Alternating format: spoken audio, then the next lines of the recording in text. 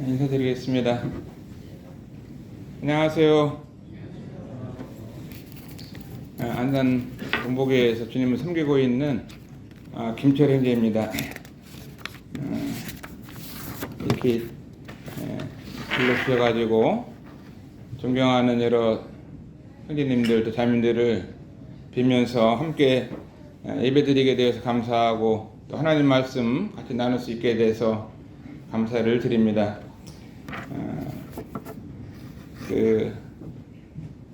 노란이 교회를 생각하게 되면은 제 마음 가운데 그 영적인 고향과 같은 이런 교회이기 때문에 늘 어느 누구에게도 고향이 있는 것처럼 영적인 구원받고 난 다음에 서울에 올라와서 신앙생활을 했던 이런 그 교회이기 때문에 마음 가운데 늘 이렇게 교회가 생각이 나는 이런 교회입니다. 또 존경하는 여러 그 형제님들이 먼저 믿음의 삶을 살아오셨고 저들에게 선한 본을 보여주셔서 주님을 배우고 섬기는 데 있어서 참 기초를 다질 수 있도록 하신 것에 대해서 감사를 드리고 고마운 마음이 마음속에 있습니다. 빌립보서 3장 20절 말씀을 보게 되면은 오직 우리의 시민권은 하늘에 있는지라 거기로서 구원하는 자 곧 주 예수 그리스도를 기다리노니 이런 말씀이 있어요. 우리의 시민권이 하늘에 있다고 하는 우리가 믿음 안에서 사랑하는 성도님들과 자매님들이 하나님의 자녀로서 또 하나님의 가족으로서 함께 이 땅을 살아가는 데 있어서 나그네의 삶을 살고 있지만 우리의 본향이 한나라이고 함께 이 하나님의 자녀로서 한나라의 시민권을 가지고 살아갈 수 있는 이것에 대해서 감사한 마음이 듭니다. 첫 번째 노란인 이 교회를 생각하게 되면은 제 마음속에 영적인 고향이다 이런 생각이 마음에 들어갑니다. 제가 자라난 곳은 경기도 용인시 남사면 원암리 236번지가 제가 태어나가지고 자란 고향이에요. 거기 자랄 때 이제 저희 아버님께서 농사를 지셨는데 저희 아버님께서 사남매를 낳으셨습니다. 제가 장남으로 태어났고 저 위에 누님이 이제 김철순 자매인데 우리 누님도 이 노란진에서 모임 생활을 했었고 또 누님에게 두 딸이 있는데 강가나와 강나나가 있는데 둘 다 이렇게 노란진 출신이에요. 이곳에서 이제 자라면서 그 조카들도 결혼하고 또 누님도 강대인지님 만나서 결혼하고 또 노란진 교회에서 저희 고모부 되시는 이은경제님과 김현옥 자매님도 이 사육신묘 있는 데서 이제 결혼식을 올려가지고 가정을 이루고 저는 이제 이 노란지 교회를 1978년도 46년 전에 노란진에서 모임 생활을 하게 됐습니다.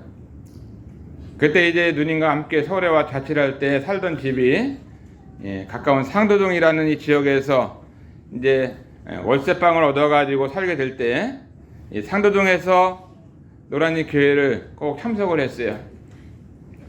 주일날도 물론 참석하거니와 또 수요일날 저녁에도 빠진 적이 없을 정도로 저녁 집회도 꼭 청년으로서 참석을 하게 되면은 앞에서 주님을 섬기시는 일꾼들이 꼭 등을 두들겨 주시면서 철호 형제 참 신실해 하면서 격려를 해주셨고 또 칭찬해 주셔가지고 얼마나 마음에 격려가 되고 힘이 되는지 몰라요. 왜냐하면은 사실 그렇게 신실하거나 또 칭찬을 받을 만한 이런 형제가 아닌데도 불구하고 그 저녁에 교회 집회 나왔다고 여름이나 겨울이나 또 비가 오나 눈이 오나 이 모임에 나오는 걸 보면서 꼭 등을 두들겨 주면서 신실하다고 이 칭찬을 해주시더라고요. 근데 이 칭찬을 받을 때마다 마음 가운데 죄송한 마음도 있고 또 고마운 마음도 있고 이렇게 격려를 해주시는 거야 하면서 더 이 모임 생활을 잘할 수가 있었습니다.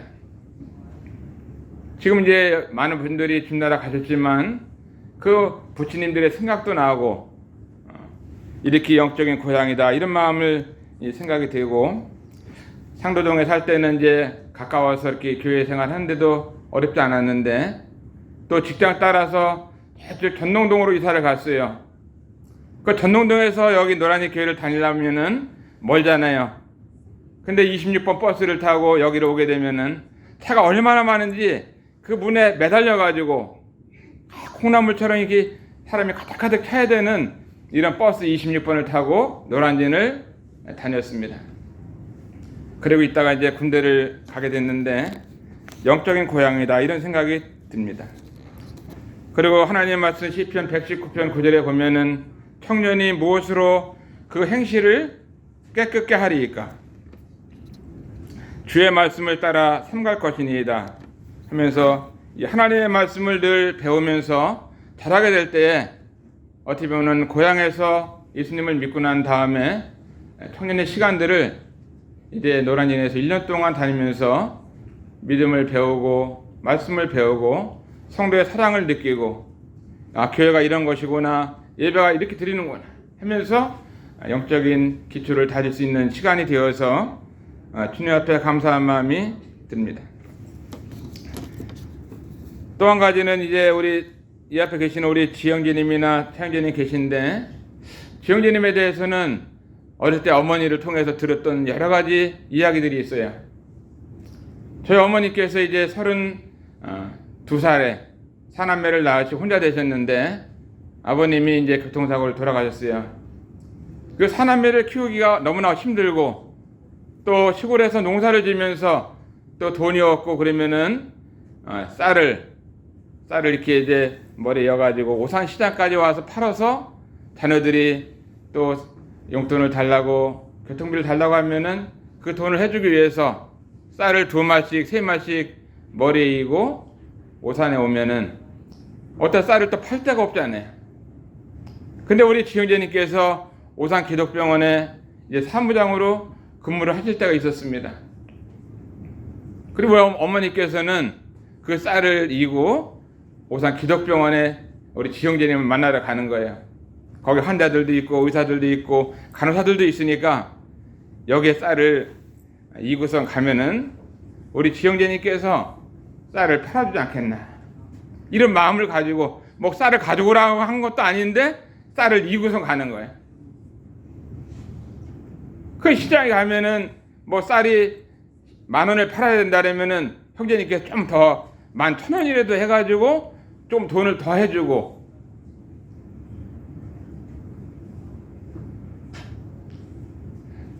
그 이제 사남매를 키우는 이제 혼자 되신 가부가 쌀을 팔러 시장을 가면은 다른 장사꾼들은 싸게 살라고 그러지 않아요. 그런데 어떻게 조금이라도 더 주려고 하고 하면서 쌀을 팔아주시고 뭐 여러 번 팔아주셨다고 그러더라고요. 오늘 아침에도 이제 어머니를 예배당에 모셔 드리면서 물어봤어요. 어머니 몇 번이나 팔아주셨어요? 여러 번 팔아줬다고 그러면서 얘기를 하더라고요.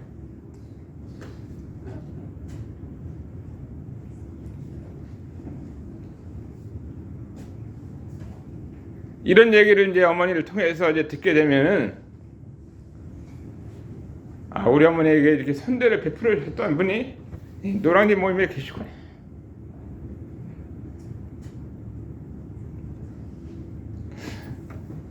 고마운 마음이 있기 많이 있어요. 감사한 마음도 있고.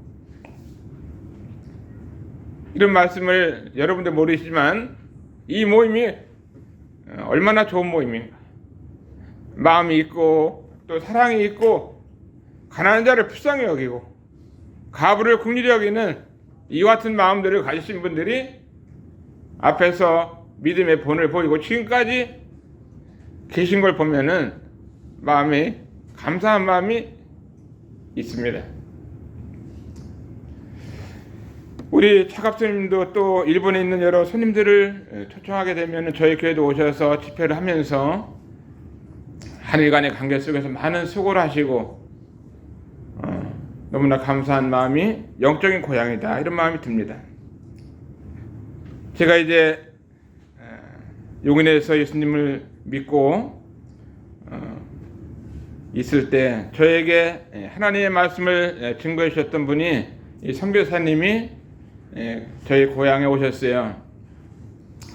두 번째 이제 노란이 교회를 생각하게 되면은 어떤 생각이 들어가냐면은 선교사님들이 생각이 나는 거예요. 두 번째는 선교사님 생각이 납니다. 왜냐하면은 이 노란지 예배당이 시작될 때에도 영국에서 주님을 섬기셨던 에드윈 와더 제임스 선교사님께서 이곳에 오셔서 노란이 모임을 세우시는 데 있어서 헌신하시고 자기의 집을, 자기의 재산을 다 주님 앞에 드릴 때 노란지 모임을 특별히 사랑하시고 이곳에서 주님을 섬겼던 선교사님이 에드윈 와더 제임스 선교사님이시잖아요. 이 선교사님께서는 1962년도 5월 23일 날 대한민국의 선교사로 오셨습니다. 그리고 이제 하나님의 복음을 전하시고 또 교회를 사랑하시고 영혼을 사랑하시는 데 있어서 얼마나 많은 이런 사랑과 관심이 있는지 몰랐어요. 그 선교사님께서 주님 몸된 교회 진리를 우리에게 많이 남겨주시고 가르치시는 일에 수고를 많이 하셨던 분이 선교사님이시잖아요. 16년 동안 섬기시면서 1988년도 주님께로 가셨는데 노란지 모임 하면은 여기서 하나님의 복음을 한국에 증거하기 위해서 선교사님이 오셔서 노란지에서 시작돼 가지고 대한민국 전국에 노란지 모임에 영향을 받지 않은 모임이 없다고 말해도 과언이 아니잖아요. 이런 선교사님께서 이곳에 있었는데 우리 지영재님께서도 연세가 70이 되셨을 때 중국 상해에 가셔서 10년 동안 선교 일을 하셨던 분이 계신 것을 보면서 얼마나 감사하니. 저는 선교사님의 영향을 많이 받고 자랐습니다. 저희 고향에도 이 컥 선교사님께서 오셔서 저희 동네에서 시골에서 10년을 함께 살면서 하나님의 말씀을 증거해 주셨고 저희들에게 복음과 교회 진리를 증거해 주시고 늘 찬송하시고 복음을 전하시는 성도를 격려하는 이와 같은 일을 보면서 어린 시절에 그 컥 선교사님을 통해서 함께 모임 생활을 했었기 때문에 감사하죠. 그분이 외미 예배당을 건축을 하시게 되는데 건축을 하다가 천장을 짓다가 거기서 떨어져 가지고 허리가 부러져 가지고 서울대학병원에서 고치지 못해 가지고 다시 영국으로 건너가셨어요. 평생을 이 병원에서 있다가 돌아가셨습니다. 어떻게 보면은 이 한국 모임은 이 선교사님들에 대해서 빚을 진 교회다, 이렇게 말해도 과언이 아닙니다. 중학교를 다닐 때는 이제 메카비 선교사님께서 남사중학교를 이제 운영을 하셨었는데 그 남사중학교를 다니면서 이제 하나님의 말씀을 성경 시간이 있어가지고 성경을 배우고 또 가르치는 분이 많이 모임의 형제님들이셨는데 하나님 말씀을 학교를 다니면서도 배우게 되어서 감사하고 고마운 마음이 있습니다. 또 이제 사회 나와서 이런 노란진에서 제임스 선교사님 만나가지고 또 말씀을 듣고 배우면서 저는 1년에 한두 번 이상은 아마 제임스 선교사님 묘지를 방문하는 것 같아요. 가서 고맙다고 감사하다고 이렇게 찾아뵙고 묘지를 가게 됐는데 제 마음 가운데 노란이 교회를 생각하게 되면은 고맙고 감사한, 또 선교사님께서 함께 한 고향에서 자랐는데 이 선교사님을 통해서도 하나님 말씀을 늘 배우고 감사한 마음을 갖고 살았습니다. 그래서 두 번째는 노란이 교회 하면은 이 선교사님들이 함께 하셨던 이 교회, 이렇게 생각이 마음가운데 늘 나고 있습니다.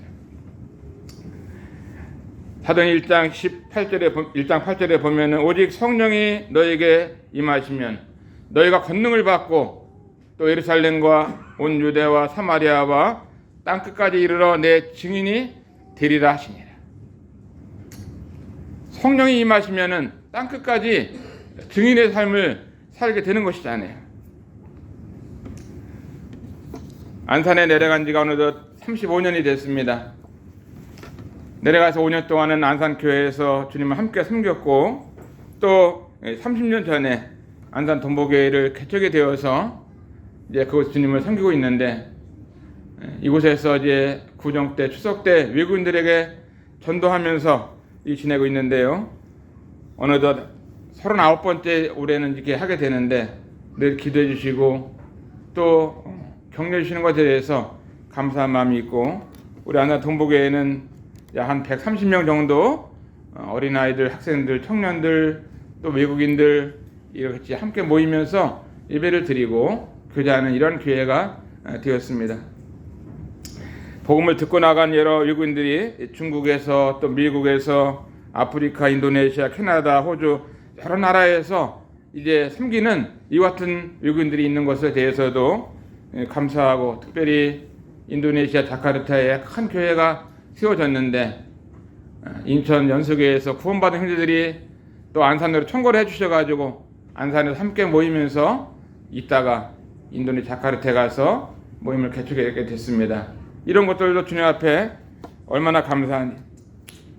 이 선교에 대해서 참 하나님이 한국 모임에 여러 가지 축복해 주셨는데 좀 이제 지금은 한국 모임에 많은 분들 가운데 19개 나라에 33가정이 선교사로 나가가지고 현재 선교 사역을 하고 있고요. 17개 가정이 다시 선교 일을 마치고 돌아와서 주님을 섬기고 있는데 50가정이 넘는 이와 같은 일들을 하나님께서 하셔가지고 해외 사역도 이렇게 왕성하게 하는 것을 보면서 어떻게 보면은 노란잎교에 다 빚진 이와 같은 마음을 가진 형제자매들께서 선교의 일에 동참한다고 이렇게 믿고 있습니다. 세 번째 이제 생각나는 것은 노란잎교회를 생각하게 되면은 참 위로가 많고 사랑이 많이 있었다 이런 마음이 들어가요.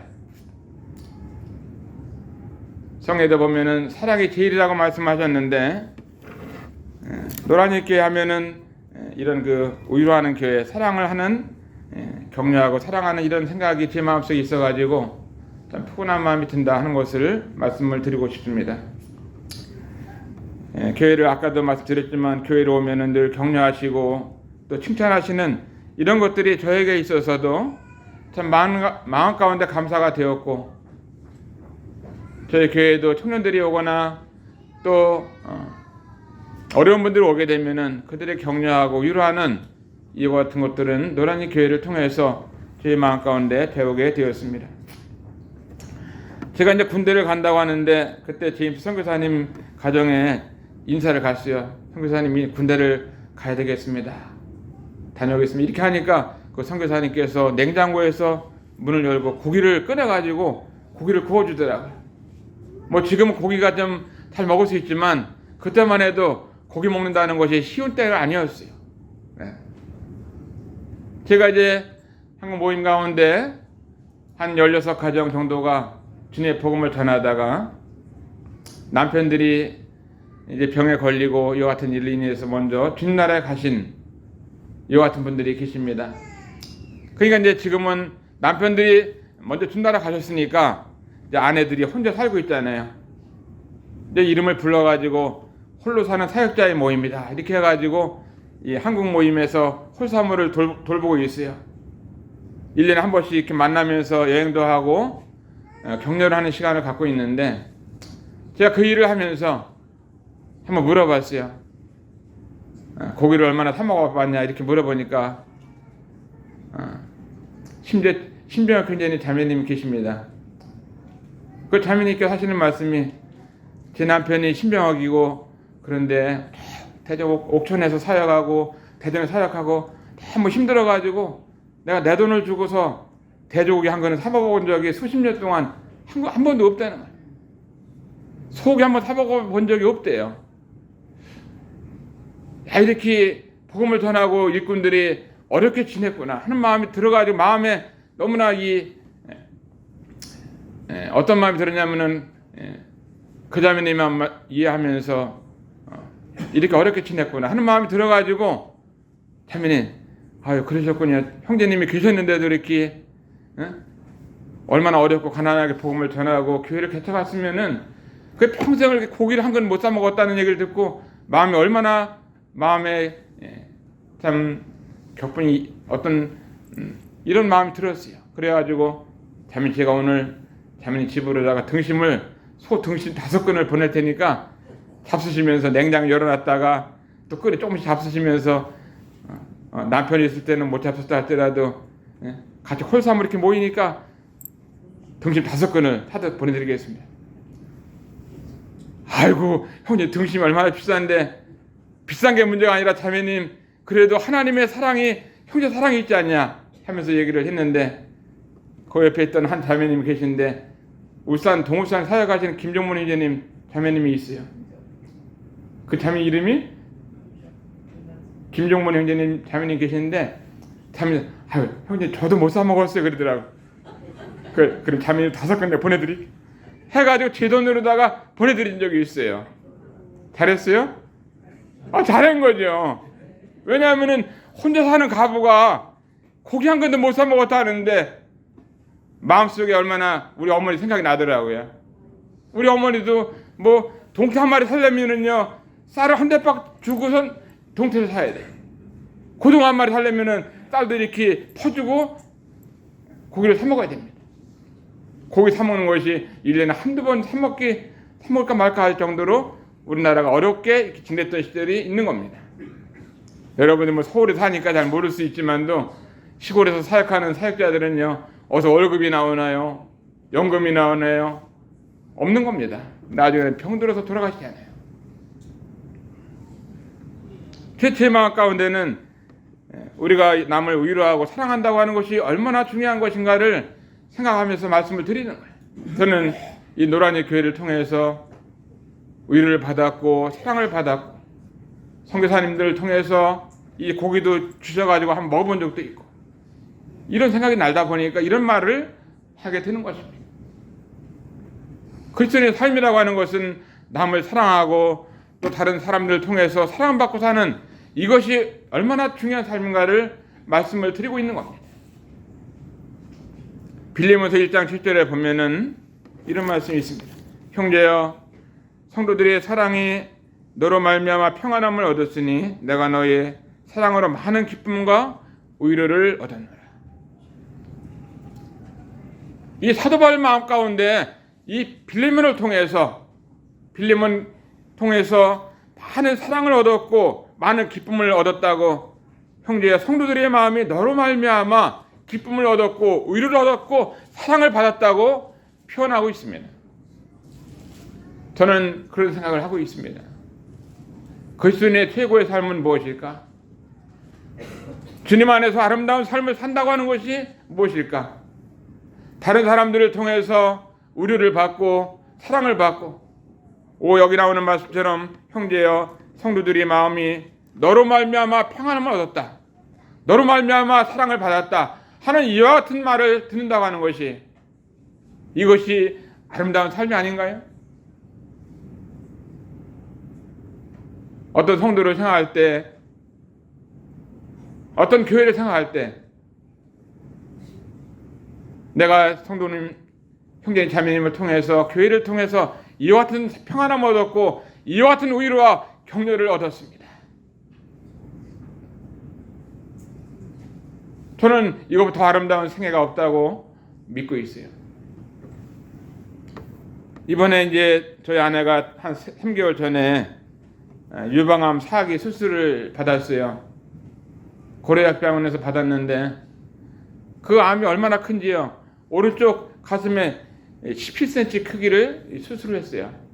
이 축구공만한 이 암이 오른쪽 가슴에 이렇게 자라가지고 어떤 사람은 그러잖아요. 왜 이렇게 자라도록 남겨뒀냐. 이 조그만 때 이렇게 수술을 얼른 해야지 이렇게 축구공만한 걸 달고 다니면서 그래 안 해. 그 남편으로서 제대로 한 거냐 그러더라고요.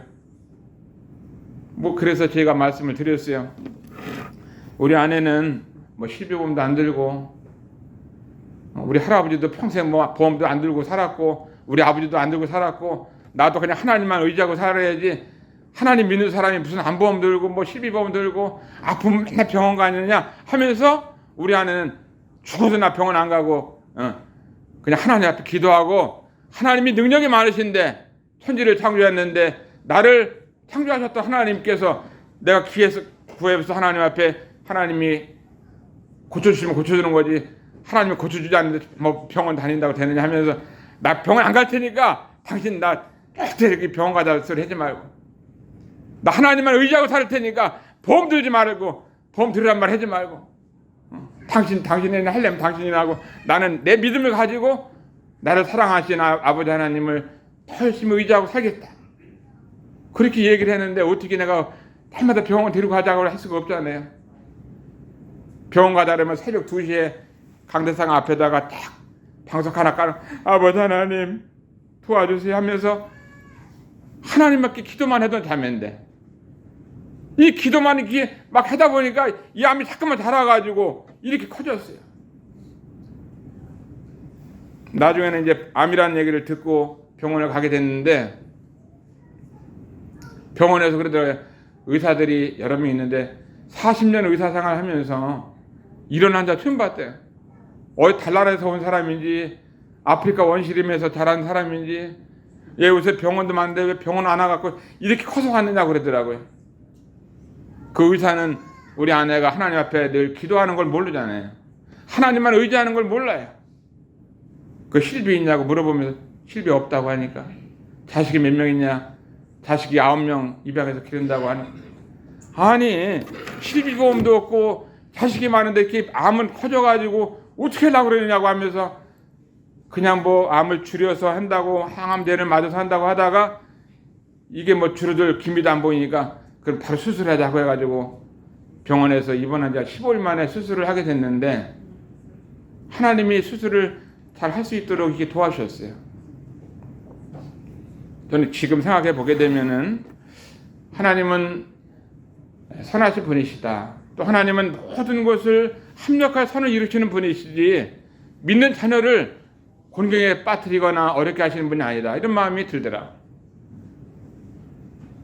이제 병원에 퇴원하는 날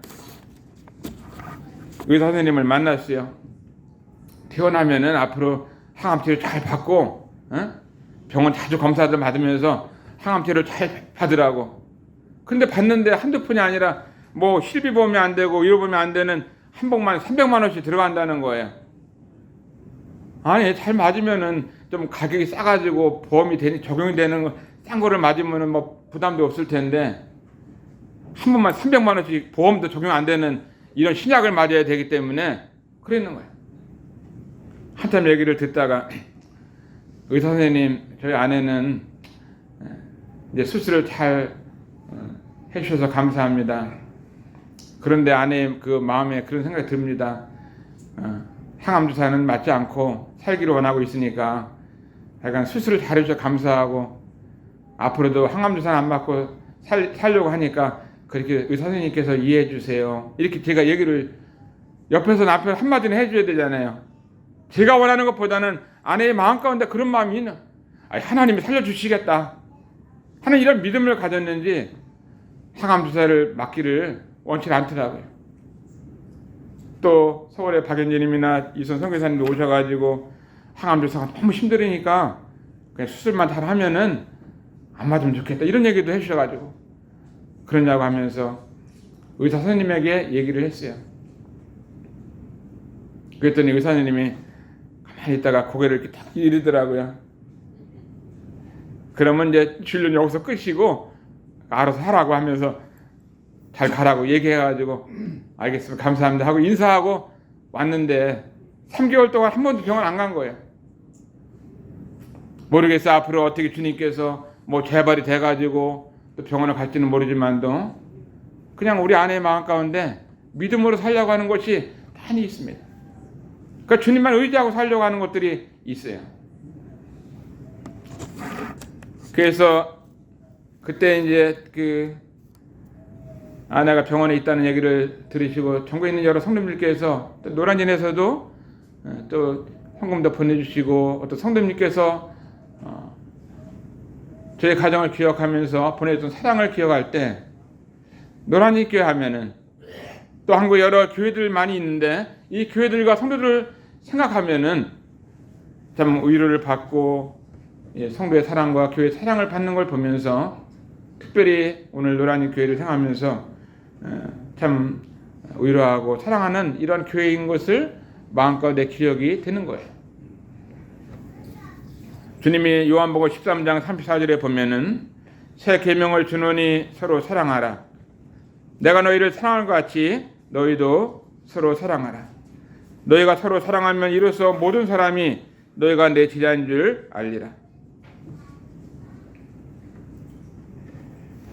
서로 사랑하는 것이 얼마나 중요한지, 주님께서 서로 사랑하면 모든 사람이 너희가 내 제자인 줄을 안다고 말씀을 하고 있는 거예요. 제임스 선교사님 생각하면은 참 사랑하는 선교사다 이런 마음이 제 마음속에 있어요. 주님께서도 너희가 서로 사랑하면 세상에 있는 모든 사람이 너희가 내 제자인 줄 안다고 말씀하신 것처럼 이 사랑이 얼마나 감사하고 중요한가를 기억하게 됩니다. 35년 전부터 저희 아내는 저에게 아이들을 입양해서 기르자고 이렇게 얘기를 했어요. 뭐 제가 먼저 한 것이 아니라 아내가 먼저 얘기를 하는 거예요. 당신이 걸을 수 있는 힘만 있다면은, 당신이 조금만 능력이 있다고 하면은 어떤 뭐 다른 것을 키우는 게 아니라 에너지를 생명을 위해서 살아야 되지 않느냐, 한 영을 위해서 살아야 되지 않냐 하면서 이렇게 했는데 34년 동안 35년 동안 9명의 자녀들을 마음으로 낳아서 입양해서 저희 집에서 지금 기르고 있는데, 어느덧 큰아이가 35살이 됐고 막내가 지금 11살이 됐어요. 뭐 군대 갔다 온 자녀들도 있고, 대학교를 4명이 다니고, 고등학교를 2명이 다니고, 초등학교를 중학교를 다니면서 아이들 기르는데 어머니 모시고 한 집에서 이렇게 지내고 있습니다. 주님의 사랑이 아니면 이것이 쉬운 것이 아니죠.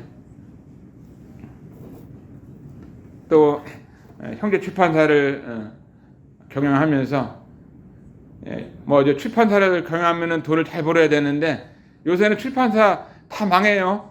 뭐 책장사가 안 되는 거죠. 책을 잘 만들어내도 팔리질 않아요. 쉽지 않아요. 잘 읽는 거 힘들기 때문에 핸드폰에 영상을 보고 그런 시대가 돼가지고. 근데 여기 여러 성도님들께서 형제 출판사를 기억하셔가면서 매달 이렇게 10,000원씩 20,000원씩 도와주시는 분들이 여러 명 있는데, 여러분들에게 감사를 이 시간 들어서 감사를 드립니다. 우리 지원님들이 계셔가지고 얼마나 감사해요.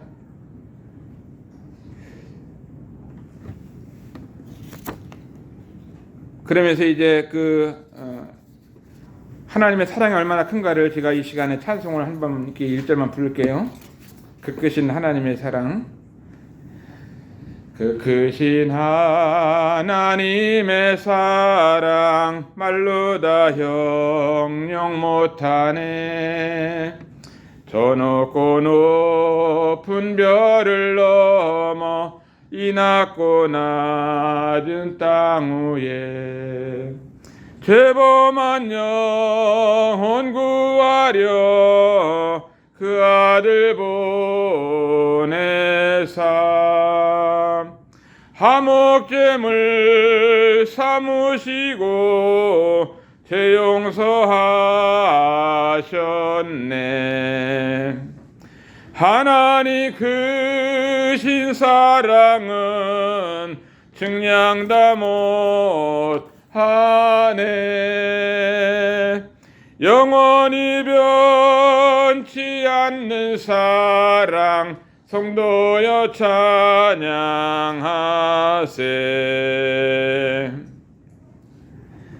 3절에 보면은 하늘을 두루마리 삼고 바다를 먹물 삼아도 한없는 하나님의 사랑 다 기록할 수 없겠네. 하나님의 크신 사랑 그 어찌 다 쓸까? 저 하늘 높이 쌓아도 채우지 못하리. 하나님 크신 사랑은 측량 다 못하네. 영원히 변치 않는 사랑 성도여 찬양하세. 얼마나 하나님의 사랑이 크면은 바다를 먹물로 삼고 하늘을 두루마리 삼아도 그 사랑을 다 기록할 수 없다고 이렇게 표현했는지. 어떤 찬송가 저자는 입이 만 개 있어도, 만 입이 내게 있어도 그 하나님의 사랑을 다 풀 수 없다고 말씀하시는, 정말 우리 하나님의 사랑은 얼마나 큰가요? 천지를 창조하신 그 하나님의 아들 예수 그리스도를 이 땅에 보내주시고 우리의 죄를 대신 짊어지시고 갈보리 십자가 위에서 못 박혀 돌아가신, 피 흘려 돌아가신 이 하나님의 사랑을 볼 때 너무나 크잖아요. 저는 앞으로도 이 노란이 교회가 정말 성도의 사랑으로, 하나님의 사랑으로 풍성한 이 같은 교회가 계속 되어지기를 기도하는 마음이 있습니다. 네 번째로 이제 생각나는 것은 한국 모임에 어떻게 보면은 본이 되는 교회가 노란이 교회다, 이런 마음이 들더라. 왜냐하면은 이 교회를 통해서 다 빚을 졌잖아. 여기서 이제 복음을 들었고 믿었고 또 파송을 나가고 또 결혼해서 나가고 또 직장 따라 나가고 이사 가서 나가고 하면서 전국에 노란이교회 식구들이 없는 데가 없을 정도로 다 흩어진 거죠. 사도행전 11장 22절에 보면은 예루살렘 교회가 이 사람들의 소문을 듣고 바나바를 안디옥까지 보내니 저가 이르러 하나님의 은혜를 보고 기뻐하여 모든 사람에게 굳은 마음으로 주께 붙어 있으라 권하니 24절에 보면 바나바는 착한 사람이요 성령과 믿음이 충만한 자라 이에 큰 무리가 주께 더하더라. 이 예루살렘 교회가 사람들의 소문을 듣고 바나바를 안디옥까지 보내는 이와 같은 큰 일을 예루살렘 교회가 했던 것처럼 한국 모임 가운데 보면은 이 노란이 교회를 통해서 많은 교회들이, 많은 선교사들이 사랑을 입었고 은혜를 입었고 복음을 들었고 양육을 받았어요. 동티모리에서 선교하시는 이 박부준 선교사님도 노란이 교회에서 예수님을 믿고 구원받은 그런 분이라고 제가 알고 있습니다. 그 박부준 선교사님께서는 스님이 되려고 마음이 작정하셨던 분이에요. 스님이 되려고. 인생이 무엇인가? 진리가 무엇인가? 어디에 참된 평안과 만족이 있는가? 하면서 지금 절에 가면 이런 보살님 있잖아요. 관세음보살 나무아비타불. 이 관세음보살님이 얼마나 잘생겼어요. 나무로 깎아갖고 금메기로 딱 입혔지만도 눈도 부리부리하게, 귀도 이렇게 쭉 자상하게, 코도 뚝뚝하게 잘생기고. 그런데 많은 사람들이 관세음보살님한테 나무아비타불, 무슨 말이에요? 나무아비타불은요 관세음보살 그 우상 앞에 내 모든 시간을 드리고 내 모든 마음을 드리고 내 재산도 다 바치고 내 자식도 바치고 아내도 바치고 남편도 바치고 내 모든 것을 다 바친다고 하는 것이 나무아비타불 이거예요. 그거 되시려고 했던 분이 그 동티모르 박부준 선교사님인데 예수님을 믿었잖아요. 노란교회에서. 그리고 지금 어디 동티모르에서 5개의 교회를 개척하시고 수십 명의 아이들을 함께 다니면서 공부를 가르치고 먹여주고 재워주고 장학금을 주면서 선교 활동을 하고 있는데 지금도 예배당을 건축하고 있어요. 이거 보면은 여러 교회들이, 많은 교회들이 노란이를 통해서 서대문도 나가고 불광도 나가고 북부도 나가고 많은 교회들이 노란이를 통해서 나간 거잖아요. 어떻게 보면은 부모님들께서 자녀들을 여러 낳아가지고 자녀들을 다 기르고 가르치다 보니까 자녀들은 나가 다 잘 되는데 그 아버지 어머니, 자식들이 길렀던 아버지 어머니는 이제 나이가 70대고 80대 가지고 또 노령화 되면서 기운도 없고 병들고 있는 것처럼 어떤 감자를 키우기 위해서 감자를 심었는데 감자가 이제 시감자처럼 그 엄마 아빠는 쭈그러들지만 자식들은 잘 되는 것처럼 과거 노란이 교회는 한때 가장 큰 교회였잖아요. 그렇지만 지금도 가장 큰 교회잖아요. 나간 자식들이 잘 여기저기서 복음 전하는 것처럼 큰 일을 하고 있는 교회가 노란이 교회다. 제 마음속에는 그런 마음이 있어요. 맞나요? 맞지요. 뭐 여러분들이 잘 모를 수 있지만 맞는 겁니다. 노란 교회는 하나님의 이 복음을 위해서, 교회를 위해서 큰 일을 지금까지 하고 있다고 믿습니다. 다섯 번째 이제 제가 드리고 싶은 말씀은 다시 부흥하는 이와 같은 교회가 되기를 바라는 마음이 제 마음속에 늘 있습니다. 하박국서 3장 2절에 보면은 여호와여 내가 주께 대한 소문을 듣고 놀랐나이다.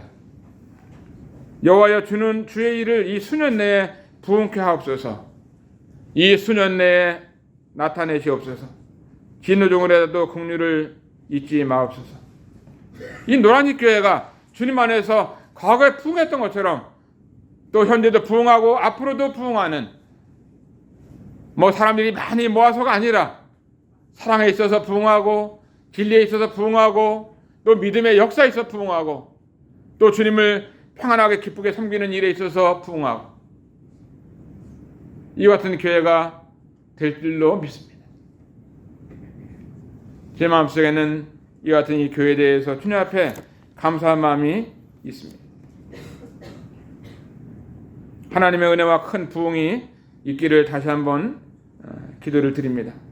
이번에 이제 노란 교회에 있었던 이 성도들 중에서 또 한 달에 한 번이라도 이렇게 초청해서 말씀을 듣기로 하는데 첫 번째로 이렇게 불러주셔가지고 송구스러운 마음이 있고 감사한 마음이 있습니다. 오기 전에 노란잎 교회를 가면은 여러 귀한 형님들이 계신데 어떻게 가야 되나, 떡을 해서 가져가야 되나, 그러다가 고구마를 3짝을 보냈어요. 택배로다가 밑에 고구마 있는데 고구마를 사서 보내드리고 신앙서적 좀 드리고 해야 되는데 그래서 택배로 신앙서적을 몇 권 가져왔습니다. 고구마도 가져가시고 신앙서적도 뒤에 있는 거 하나씩 무료로 가져가시고 감사한 마음이 있고 고마운 마음이 있는 이 마음을 잠시 나눴습니다. 이 교회를 통해서 하나님께서 계속 영광을 받으시고 또 하나님의 일이 더욱 확장되는 놀라운 일들이 계속 일어나기를 바라면서 마치겠습니다. 감사합니다.